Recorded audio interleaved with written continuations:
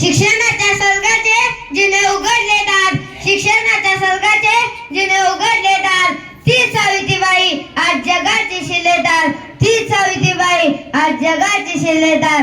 सन्माननीय व्यासपीठावरील जमलेल्या माझ्या इतर मित्रमैत्रिणींनो, तुम्हा सर्वांना माझा नमस्कार. माझे नाव सायरा संदीप कुंभार, इयत्ता तिसरीचा विद्यार्थी.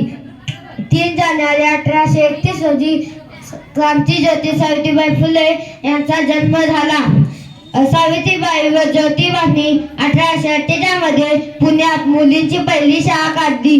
त्या शिकवायला जात असताना लोक त्यांच्यावर दगड, चिखल, शेण फेकत, पण त्या मागे हटल्या नाहीत. त्यांनी दीन, दलित व अनाथ विधवांना आधार दिला की समाजातील सती, बालविवाह व केशवपण अशा अनेक वाईट प्रथांना विरोध केला.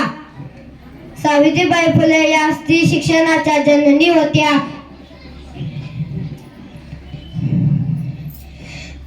आज आपण शिकत आहोत, पुढे जात आहोत, त्यामागे सावित्रीबाई फुले यांच्या त्यागाचे ऋण आहे.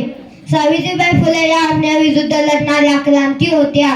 सावित्रीबाई फुले या अन्यायाविरुद्ध लढणाऱ्या क्रांती होत्या.